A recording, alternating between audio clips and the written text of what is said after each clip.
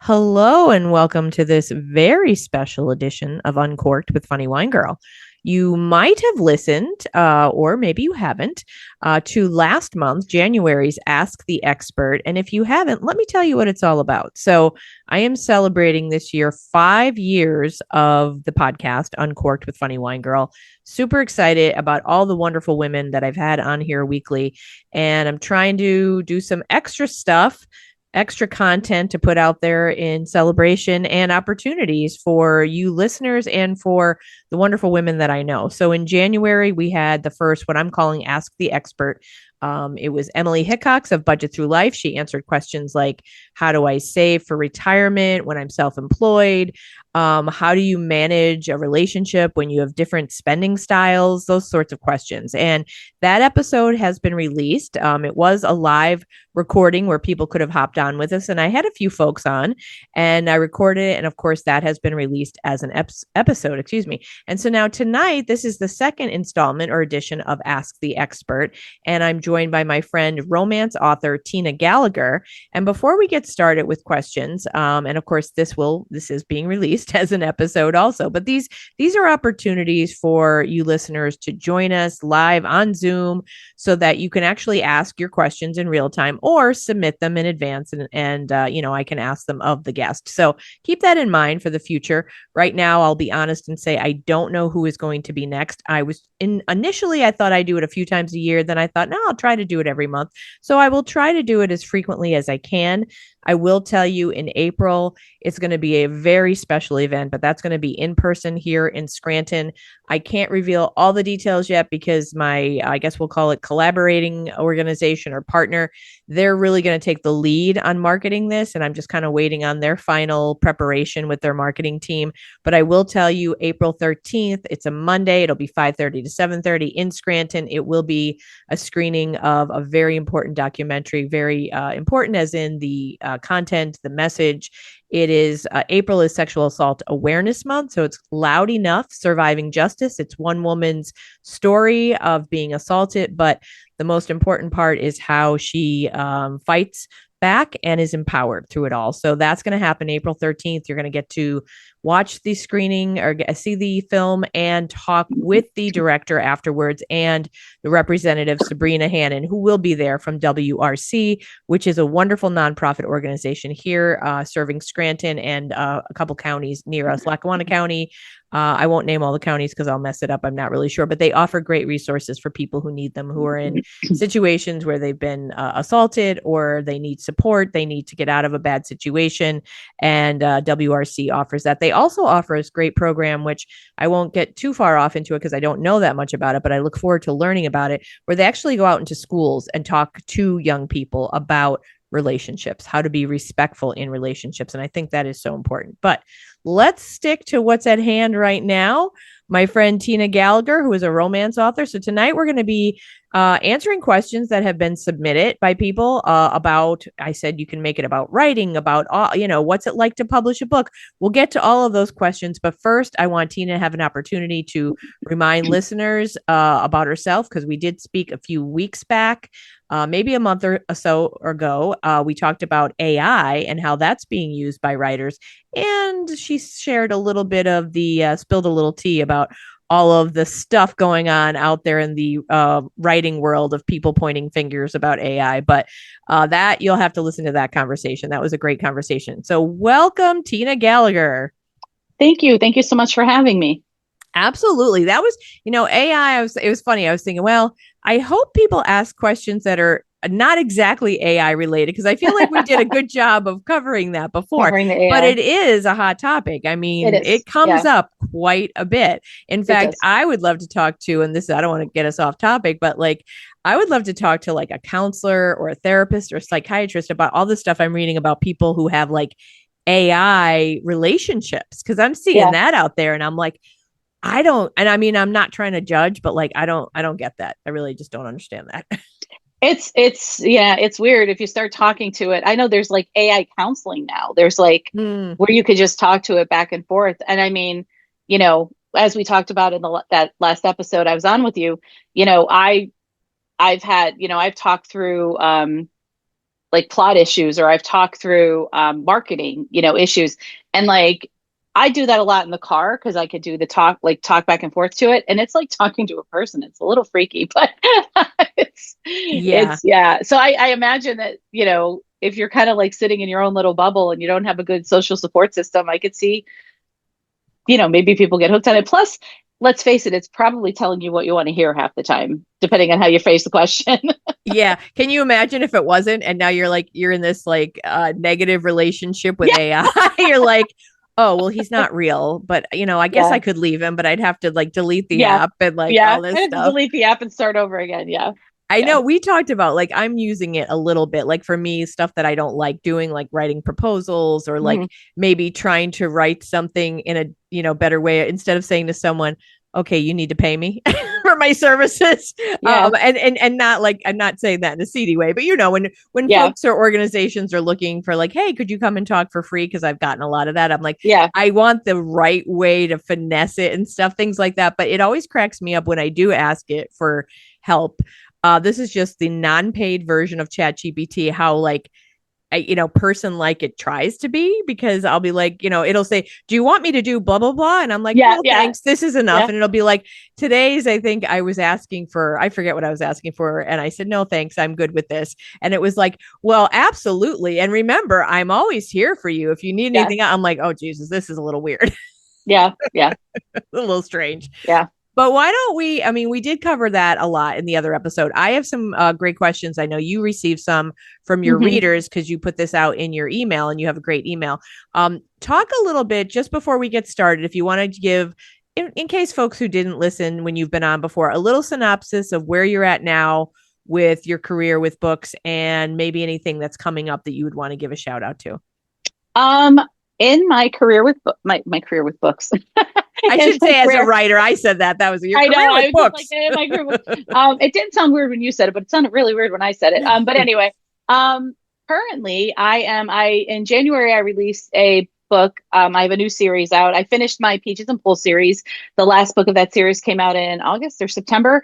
That series is set in Scranton, and it's all based around a pole dance studio that you know I created in my imagination, but it is set in Scranton, and that was a lot of fun to do.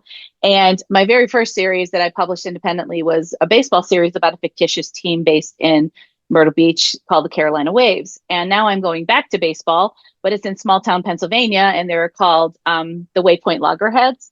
And the first book of that series came out in January. The next book will come out in June. And in between there, I'm writing two books in a co-authored series with my author friend, Sissy Mecca. We are writing it's a small town romance series. It's basically like a celebration of book clubs. It's based around all the members of, all the four heroines of the book are members of this book club that meet at a coffee shop.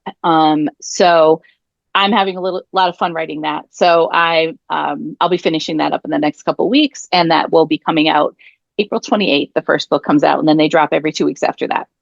So you're taking turns, like with Yeah, okay. yeah. I'm writing the first book. Thank God we're not like I can't even imagine like writing a book with somebody and I was having gonna to say like that yeah, must be hard. no, but we are and even this has been interesting. I've never co-authored with anybody. She has, but I haven't. But basically I'm writing books 1 and 3 and she's writing books 2 and 4.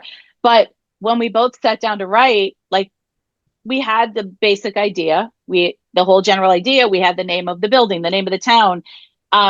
We realized that we needed a whole cast of characters because we have this book club. It can't just be our heroine that we're working on right now.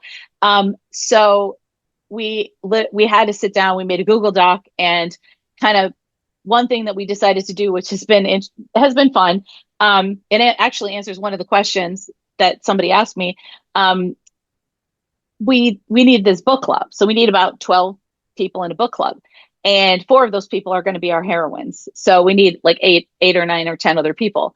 So we basically made names, and we based them on people that we both know, because then we know what that person looks like, what they act like, what they talk like.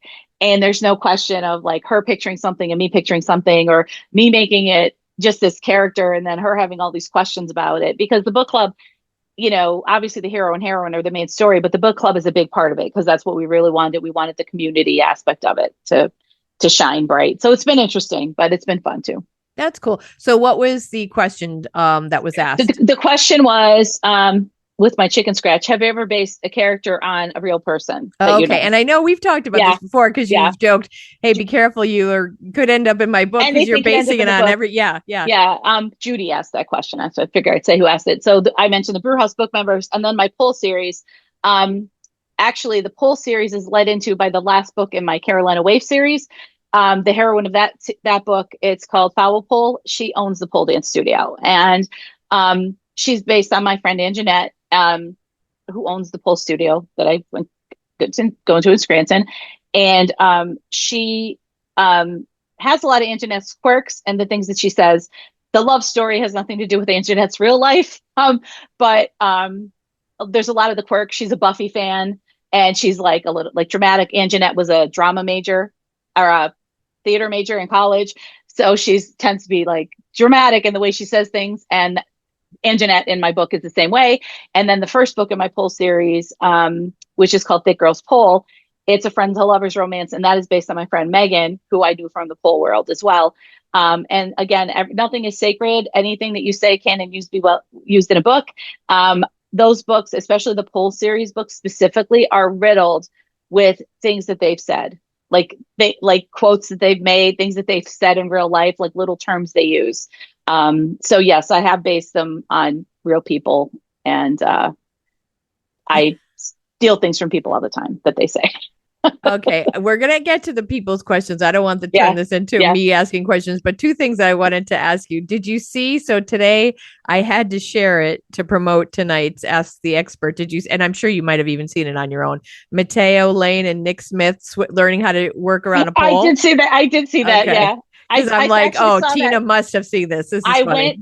I saw it on your page. I didn't see it other than that. I went to when I came. I didn't even get to like it or anything. I don't think because I think when I came in to like look for the link, I I ended up on that post, and that's where I found it. But yeah, that like talk about two people. Like Nick I is as thought you'd tall. love First that. of all, Nick is as tall as the pole, so Uh huh. he looks like Yeah. the pole. He's like this, right? The other question I wanted to ask, because I feel like I never asked you this, did you ever get any kind of commentary or feedback from the girls, like from Anjanette or Megan? Yes, and it's And it's funny. Megan, right? Is that Megan, yeah, Megan? yeah, Okay. Megan and Anjanette wanted to be. I gave Megan and Anjanette the option of naming the heroine, and Anjanette's like, could be Anjanette. Was that a good imitation of Anjanette, right? And I'm like, it absolutely could be Anjanette. And then Megan, she said her parents, the name, they named her Megan, obviously, but they were going to name her Kira, and she's kind of disappointed they didn't name her Kira. So my heroine's name is Kira, so she named Kira.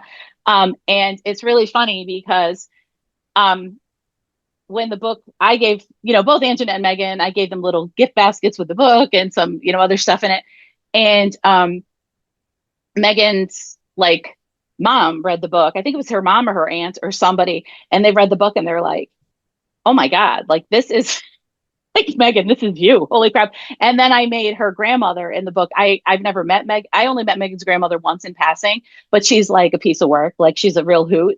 And so I made Granny V like based on her, her grandma.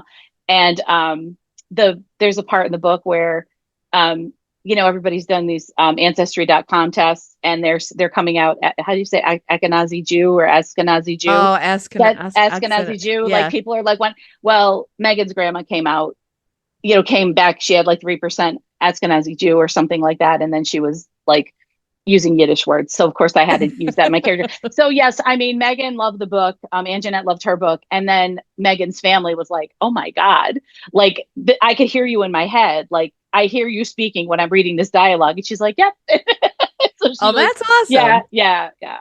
That's like a nice compliment because that It shows is. that you Yeah. represented her well. It is, yeah. And then Anjanette loved the Buffy references. And like there's a part in in the Anjanette book, in the Foul Pull book, where Leo, the hero, grew up with sisters. He has 3 sisters. And so he's a nice guy. And it's like, she's been burned. And it's like, of course. And she's like, he can't be as nice as he seems. And then at one point, they're out to dinner, and he says something about something like freaking him out, and he says he was getting the Wiggins, which is like a quote from Buffy, and Anjanette's like, oh, he's Buffy, like, and she's like, oh my god, I can see myself saying that. I'm like, yeah, like, so yeah. Well, I'm going to ask you one question that was put on Facebook by Pam. Mm-hmm. And she had asked, now I know the answer to it, but I want her to hear it and I want other people Mm-hmm. to hear it. She more or less said about the process. How do you get started? And she put write an outline question mark. Yeah. Now I know the answer because you've talked about this because Yeah. again, you know what other writers do, but Yeah. tell us about what that is like. And Yeah. what do you do? Storyboard? Do you outline? What do you do? Everybody has their own process and does what works for them. I don't. I'm what they call a pantser. I guess I'm more of a plantser now, where I try to plot a little bit and I pants my way through it, where I right by the seat of my pants. I Oh, I use, was like, yeah, what's a yeah, pantser? Okay, I get it now. yeah, a plant, yeah, like, yeah. So you're right by the seat of your pants. I don't know what's happening in the story. I know three things. I know the beginning of the book. I know the black moment, like where the hero and heroine either break up or have a hard, rough time, and I know the end of the book. Those are the three things I know. Anything else, like the other 80,000 words or 70,000 words of the book, are anybody's guess. And as I'm sitting down, and I kind of they call it pantser, but they call it discovery writer, because you discover the book as you're writing it. That's a So nicer word, right? it's a nicer word for it, yeah. So I personally don't outline. One thing I did start doing, it was after I read a book, and I don't do it all the time. I do it, as you know, the last few years I've had a little bit of trouble writing. I've had trouble getting back into it. And I read this book years ago, and it was like how to write 10,000 words in a day. And one thing they recommend is like knowing what you're going to write. Don't just sit there and stare at the cursor, which is what I normally do, until something comes to me. But they suggested sitting down, like once you finish your writing session, sit down and figure out, they call it pre-writing. Sit down and figure out the next 3 chapters or 4 chapters, what's going to happen. And nothing specific, nothing, not a lot of words, literally one sentence, like the hero and heroine go to the movies. Like it could be that simple. So I do that if I get stuck. But other than that, I really don't plan things that far ahead. Sometimes I'll figure out, like, the poll books were more, I actually sat down before I started writing the series, and I made a list of places in Scranton that they could go to and things that they could do in and around Scranton, because that was for me a big part of the book. I thought it was fun, and I'll tell you, the people that have read it locally, or the book clubs that have read it, like they've loved, like, reading about the places in their backyard. And, oh, is that a real place? And I'm like, yeah, every place in there is real, like it, and so I've done that. Like that's as much planning as I did for that series, was to sit down and figure out places that they were going to go in and around Scranton. So I wasn't just like, do what's happening now, or where are we going to have them go locally. But other than that, I don't write an outline. I don't really plot my book. I know people who like write 20-page plot plans of what's going to happen in each chapter. I don't do that. In each chapter? Oh my Yeah, God, that's practically yeah. writing another book. Yeah. And I know, and the biggest part of my prep is usually writing, figuring who your characters are, like their strengths, their weaknesses. Are they like, is the guy an idiot? Is he a cinnamon roll hero, as they call them, like a nice guy?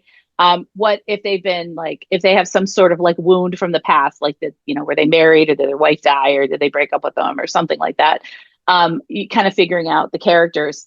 I have a Google sheet that I literally fill in how old they are, what they look like.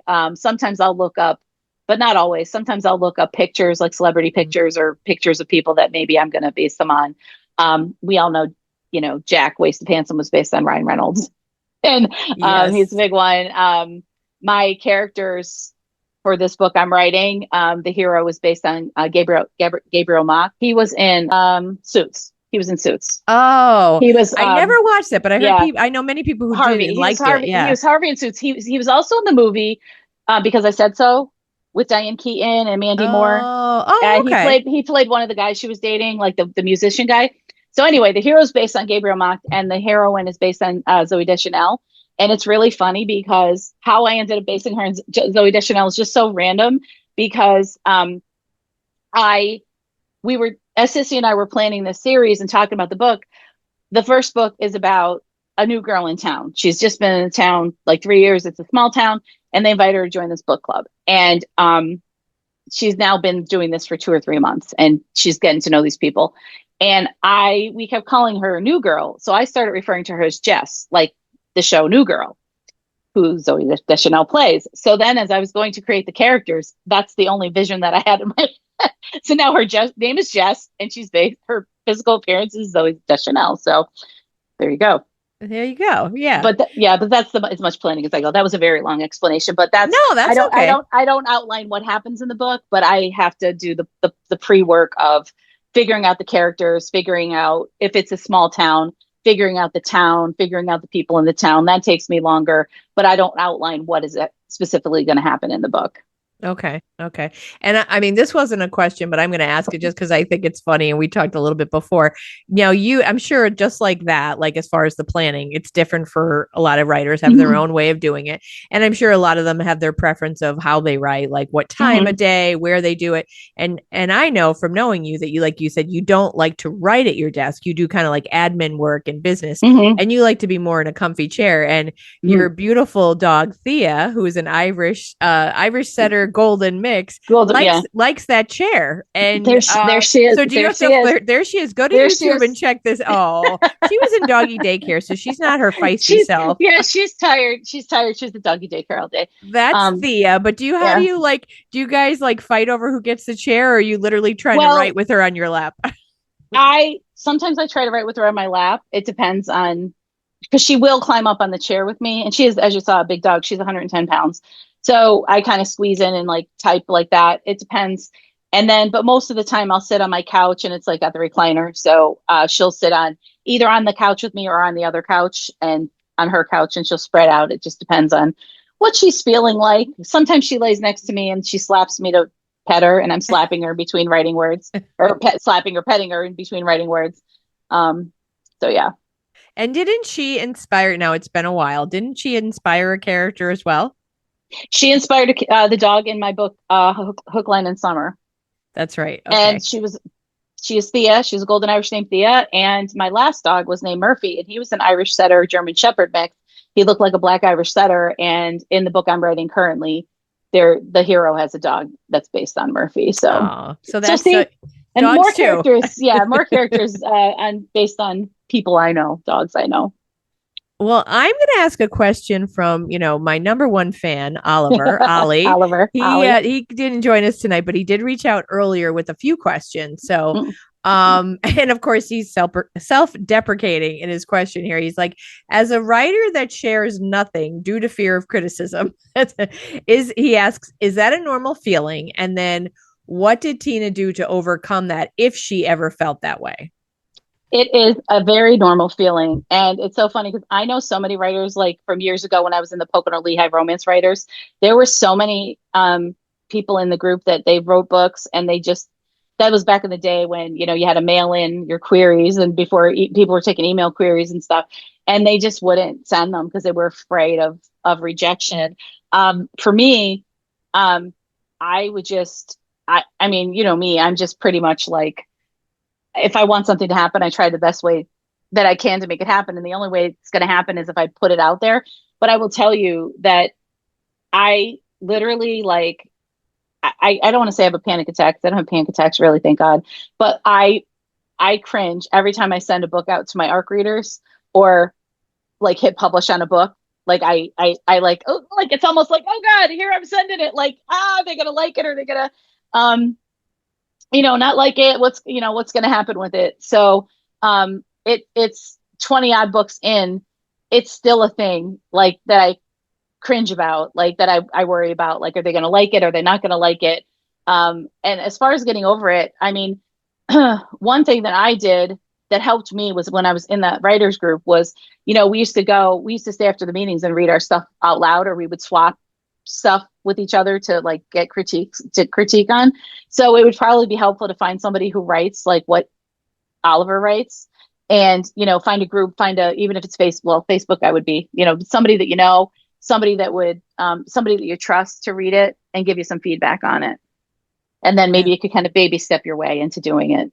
Yeah. Or like you said, a writer's group, maybe, Yeah. I mean, you could go, and if I'm sure they're online these days. I remember a friend of mine who used to write, she was meeting with a group, but I mean, Hmm. it may or may not work because you might run into people who are too negative or too, Yeah. whatever. You have to Yeah. see if the vibe works. But if it does, that could be a Hmm. good way to get some positive and like Yeah. truthful commentary, I guess, back Yeah. and forth. Yeah. Yeah. Truthful commentary. Yeah, absolutely. Yeah. So I have to share a funny that so Tina and I did a really fun event. We did this in February, a Galentine's event. I had Mickey Orlowski, who's a local comedian I work with, and it was called An Evening of Rom and Com. And Tina read from a chapter of her book, and first Mickey and I did a little like romance related, you could say, material. And I had read a poem that actually I was a kid wrote for me when we were like 9 or 10, and then I wrote a poem for the relationship I am in, and it's currently with perimenopause. So it's funny. I was working on it, and I'm just to get to Oliver and getting criticism. I will often use Oliver for jokes I'm writing. And, I'll be like, okay, I'm thinking I'm going to tweak this current joke and do this line. What do you think?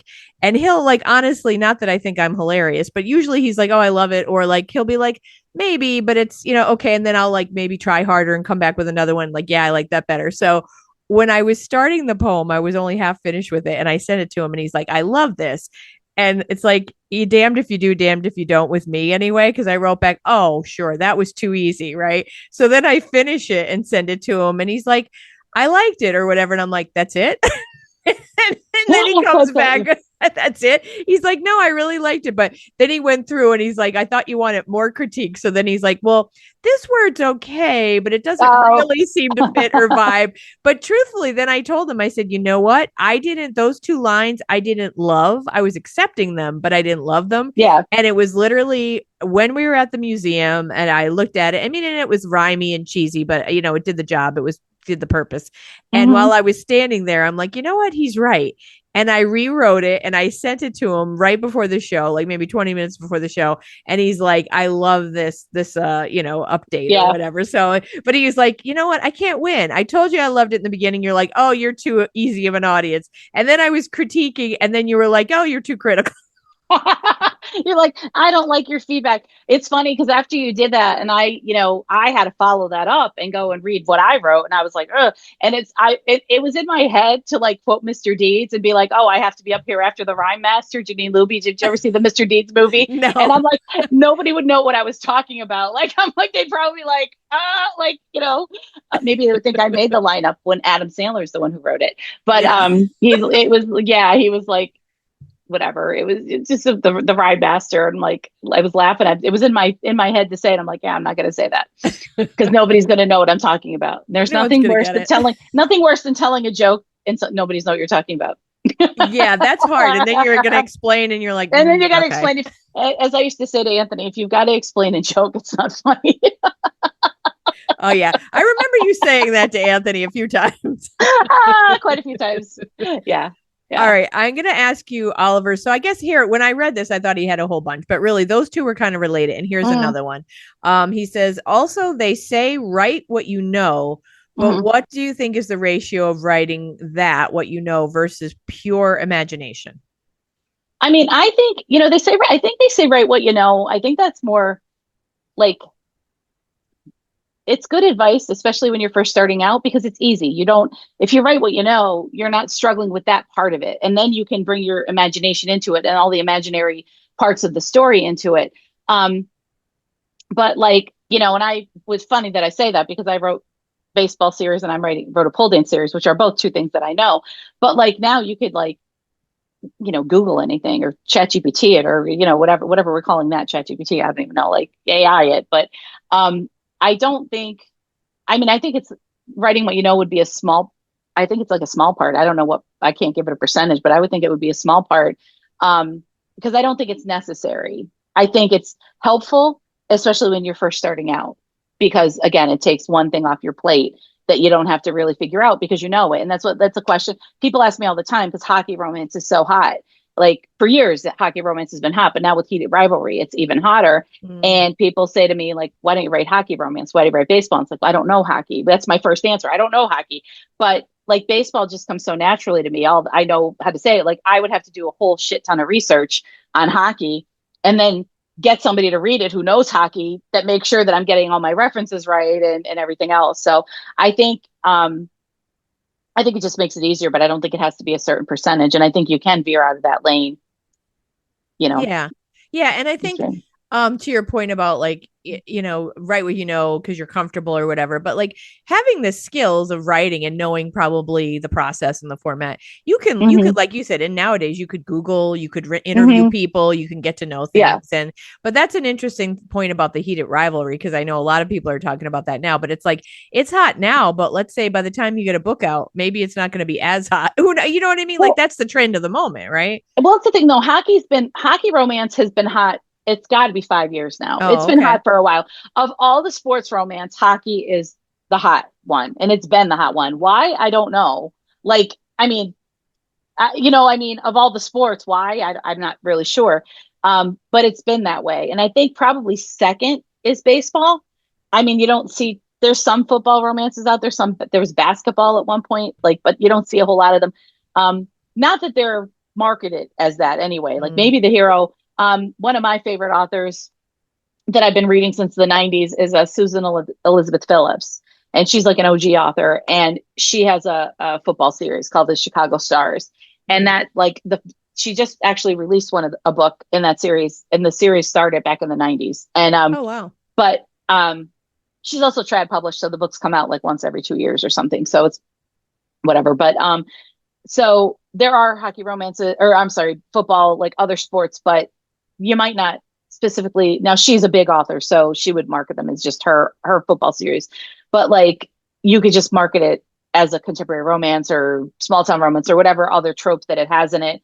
And they just happen to be a football player, or maybe the heroine works for a football team or something. For a while, maybe it was 3 or 4 years ago, NASCAR was a big thing. Oh, okay. Everybody's trying to write NASCAR romances. Like it was huge, but that kind of I think dipped down. But hockey's been hanging strong in there for a while, and again, it's taken a resurgence because of heated rivalry. Mm. So when are we going to get Yeah. the hot curling romances? Oh my God, the guy poking.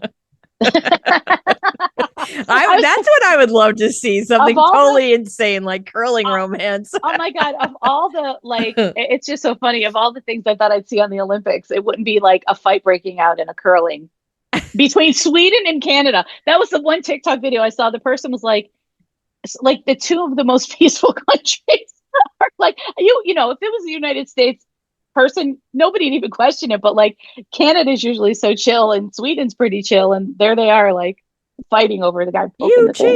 cheated. Yeah, and the guy's cursing, and yeah, that was funny though. That's Yeah, pretty funny. I'm Well, I'm gonna maybe I'll write a gay romance of the what do they call it, the luge, the double man luge, oh and they're yeah. calling people are calling it seated rivalry. Oh my God. I did not see that's hilarious. Seated rivalry. Make a good gay romance because they're all playing on top of each other. But Oh yeah, my God. That's a good yeah, one. yeah, Well, that's all the questions that I had yeah. been given beforehand, but I know you got a few more from your I have a newsletter? couple more. This one went. Angela asked, "Do you plan everything first or figure it out as you go?" We've already talked about that. Um, have you based your characters on people?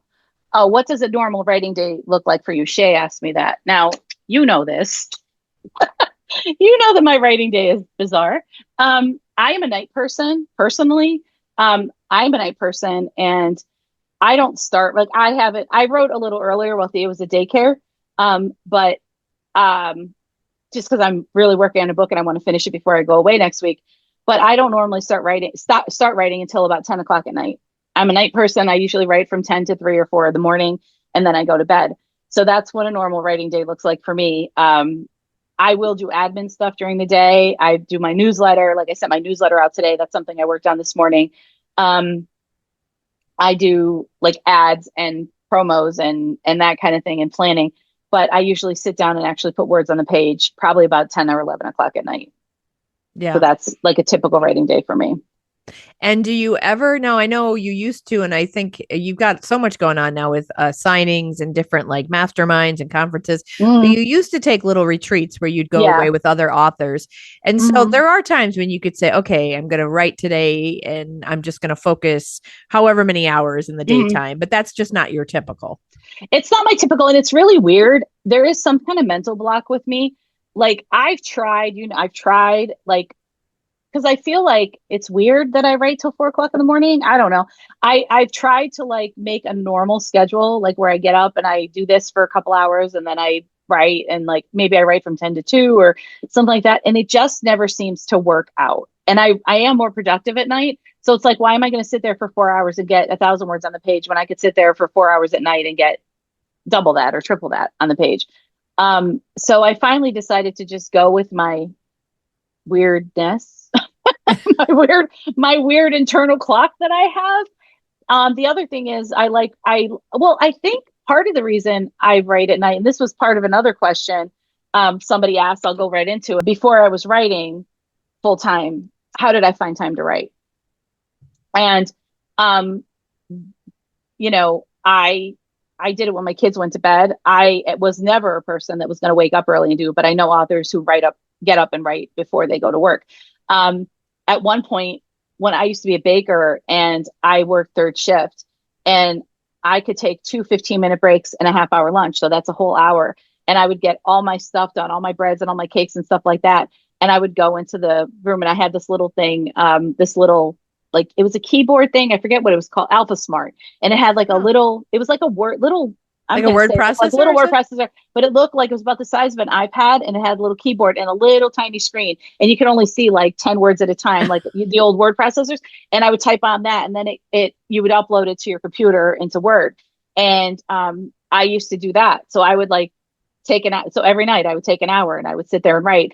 And then I would, once I like became an indie author and I was going to be publishing more often, I used to go up to Kay's Daily Grind every weekend. I'd be up there for 4 or 5 hours every Saturday and Sunday, and I would write and do that. So when my kids were little, I would write when they went to bed, and I'd write from say 9, 10 o'clock until 2 o'clock in the morning, get up and go to work. And so I think maybe I just got used to that schedule, but I am a Yeah. night owl. I am a night person. And I think um, another thing I like about it is that nothing that happens in the day, um, interferes with my writing. So if I have a doctor's appointment or, I have to be somewhere, it doesn't interfere with my writing. Not many are calling me after 10 o'clock at night, or nothing's happening. So that's my writing schedule. Yeah. Well, Yeah. that works out because most of us are just sleeping. So Yeah. you're Well, using that yeah. time wisely for you. Yeah. Yeah. Yeah. Exactly. It just works out well for me. I know. And it's so funny because, I'm of a certain age, and, you see everything all over the internet. Like, oh, we used to be going out to the clubs at 10 o'clock at night. Now I'm in bed. I'm like, nope, not me. And like, it's just weird. And I think and I can't be the only Gen Xer that is a night person. And I have met a few authors who are like me, who are night owls at conferences I've gone to. And I'm like, hey, we should start a little group. Hey, Start night a little owl, group what's up? like, hey, the night owl writers. But that's my writing schedule, how I write. And then the last question I have is, did you take classes or teach yourself how to That's write? a great question. Yeah. Yeah. And I would say both. Um, the biggest advice I give people who want to get into writing is read a lot. I read a lot in the genre that I want to write. I told the story before, at various events. I used to sit there, and I'm talking in the early 2000s, I would sit there and read books and with a notebook next to me. And if there was a phrase that I liked or a way they wrote something that liked, I would write it verbatim so I could study these turns of phrases and things like that. And also write it verbatim so I made sure I never used it. Okay. That's good. Because things stick in your head, like, you want to use it. But I read so many books because then you could learn kind of the cadence, the tone, if you're doing a 3 act structure, kind of like the structure of a book. Um, for slow burn romances, when do they used to get together? When an insta love, when do they get together? That kind of thing. Do they break up about 80% of the way through and then, kind of get together right at the end? And so, read a lot of books in the genre that you want to write in, because you learn a lot about what works, what doesn't work, what the sentence structure should be, how everybody does it. And then as I've gone to a lot of writer conferences and learned, stuff. More so, I think I think for a while I was focusing more on the marketing aspect of writing once I became an indie author, because I used to be trad published, but like I learned how to, how to put together a team, like a cover designer, an editor, like that kind of stuff. How do you find people? And then also, how to market a book, ads and stuff like that. And then every once in a while, there's like craft sessions on, you know, they're hard. They're kind of hard to do at conferences because everybody kind of tackles things differently. But there's the Mm. basics.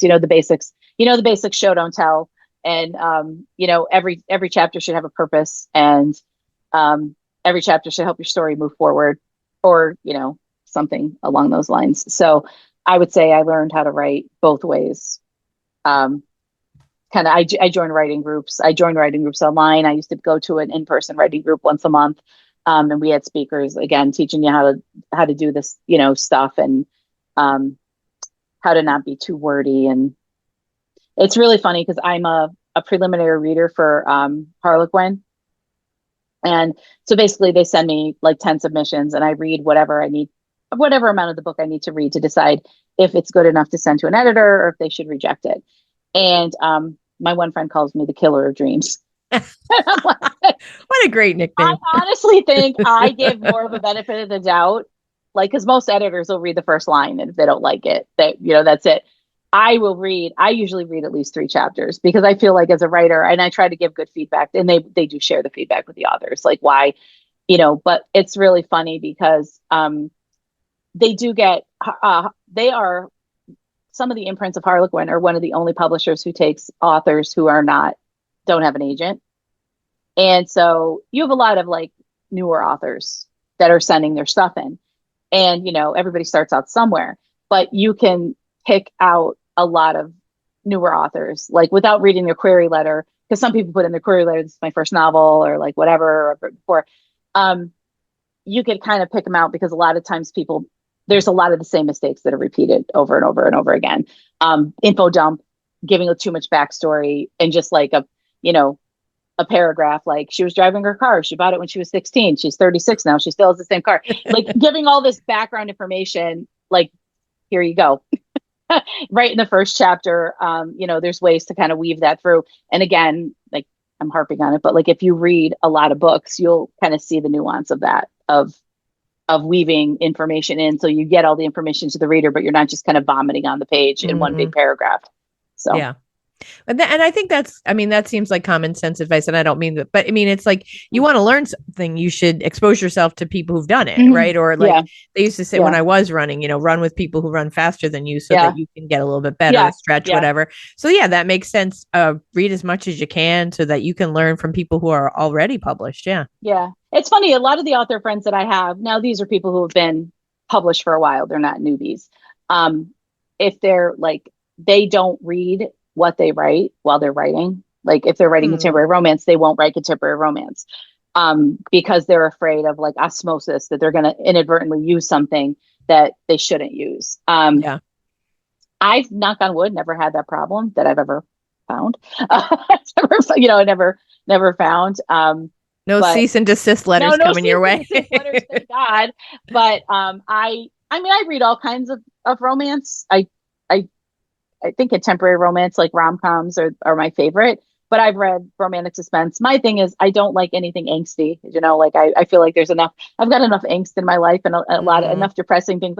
A lot of people, there are people who want to read a book and be, as they say, torn apart. Like I'm in reader groups that people are like, give me some book recs where like I'm crying and I'm just torn apart.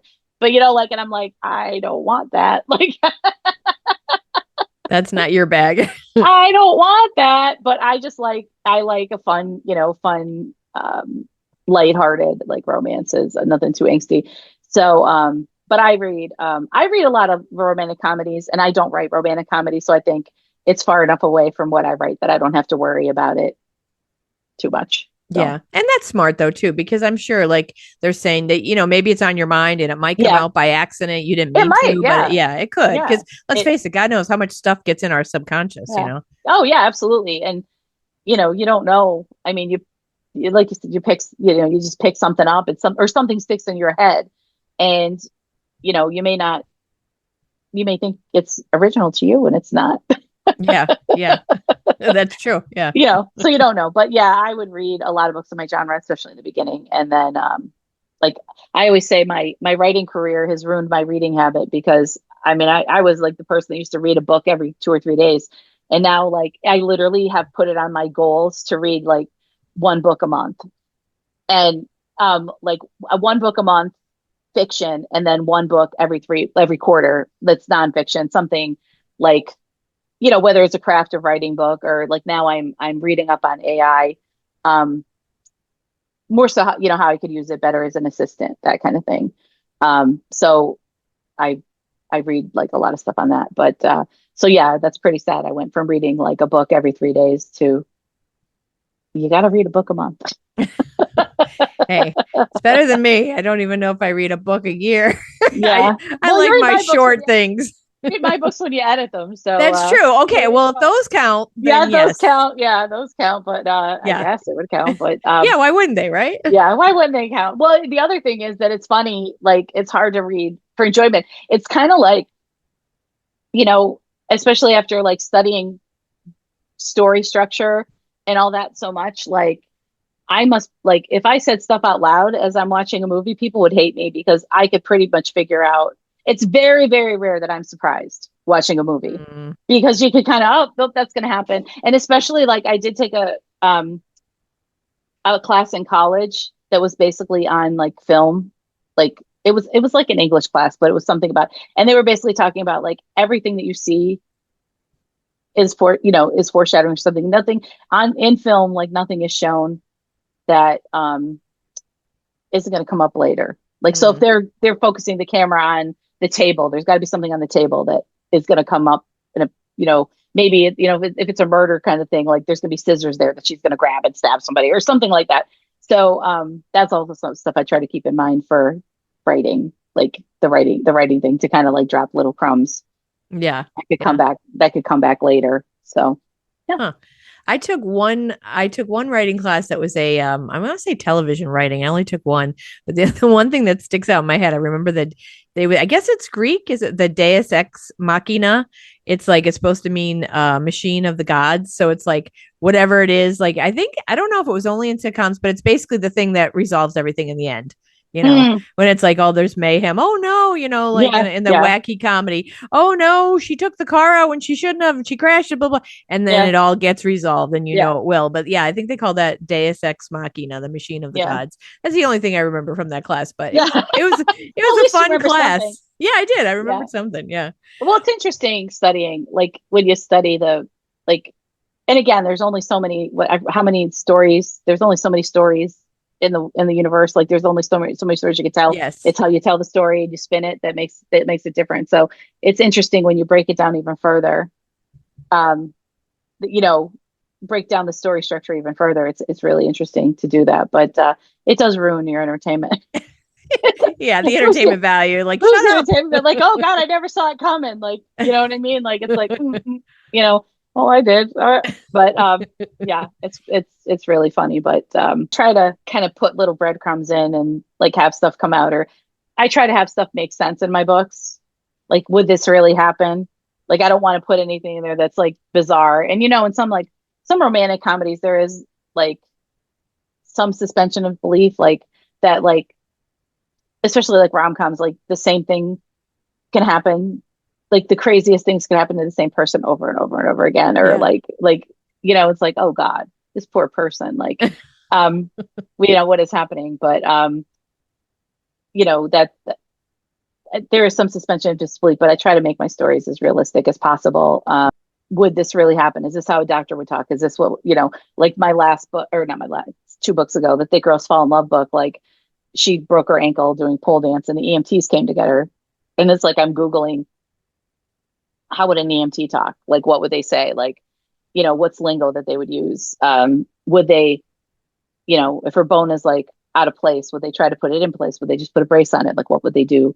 there's a lot that goes into it. Yeah, a lot of research. And that's, yeah, in Mm-hmm. fact, folks, if you want to hear more of that, we kind of drove into that with the recent episode with Mm. AI, how you use that for research. And Mm-hmm. that's Super very helpful. interesting how you're using that. Yeah. Well, I think those were all of our Yeah, questions.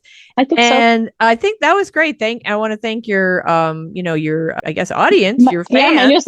my newsletter people. Your Yeah, yeah, newsletter fans stepped up and gave us some great questions. yeah. Thank you to Oliver as always, because he's a Yes. great Thank you to listener. Oliver.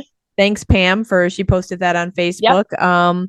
And if any of you missed this opportunity, I'm sure I'll have Tina back on again. And so Mm-hmm. watch for future events. We really had a ball doing the Ramen Com Mm-hmm. event for Galentine's, but you know what? We can do Ramen Com anytime. Doesn't have to just be Galentine's. So Yep. watch out. We'll be looking to plan something again sometime soon because it was a really fun event, something different. It gave you a sampling of comedy, a sampling of romance from Tina's book, and it was just a fun gathering. So it was kind of cool. So Yeah. we'll be doing that and watch for Tina's series. What's the date again? That April? April 28th, the Brewhouse Book Club series is coming Okay. out. Yes, I will have it on social media, and Sissy Mecca will have it on social media as well. So So we're excited. follow, is it Tina Gallagher author?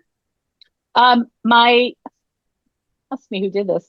My social handles are all Tina Gallagher author, and my website is Tina Gallagher Books because, of course, it is. But I changed it. At least I think if you put in Tina Gallagher author, I think you would eventually make your way to my website. But all my socials are Tina Gallagher author. Okay. So follow Tina Gallagher author on Instagram and Facebook to watch for the other books that'll be released and any kind of events that Tina's got going on that you can attend. And to sign up for the newsletter, right? Just go to Yeah. go to your website. Yeah, my website. You can sign up on my newsletter and you get a free book or a free novella. So, see that? That's a good reason to sign up right there. yep. Very cool. All right. Well, I want to thank you so much, Tina. Thanks for sharing your expertise. There's a lot of knowledge. I mean, my gosh, this is not just writing. This is business. This is marketing. This is Yes. planning events. This is travel. This is a hell of a lot of stuff, but I don't want to overwhelm anyone. If you want to write something, do it, Just write it and then figure it out later. Yep. You'll figure out. I mean, there's a lot involved, but you'll figure it out later. And there's a really supportive network and communities, all kinds of communities supportive. out there. Yeah. The indie author community is super supportive. Yeah. And I know that from listening to Tina, like amazing people who share knowledge. They don't hoard it. They share it with one another, which is phenomenal. And that's what we should be doing. Yeah. Yep. So thank you again, Tina. Thanks for having me. And thank you to Ollie, to all of the folks who submitted from Tina's newsletter. To thank you to Pam. We appreciated all those questions. That was great because I've had conversations with Tina in person many, many times, and of course on the podcast like 3 times. So it's nice to hear what from listeners and from folks out there what you're curious about. That's always helpful.